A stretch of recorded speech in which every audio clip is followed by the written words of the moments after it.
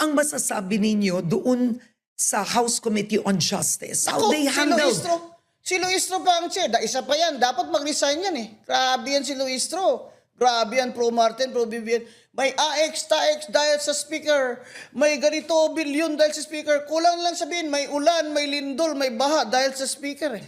This is the same Congresswoman Luistro who admitted that she hid her husband who was accused of rape.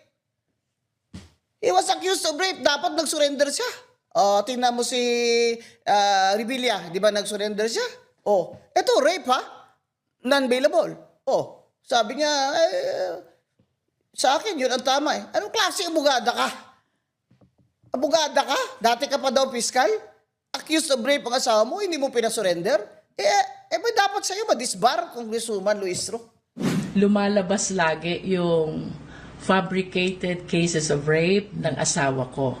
With the branding that tinago ko ang asawa ko, Yes. I evaded the law. That's what's going around. That here you are holding people to account, and yet you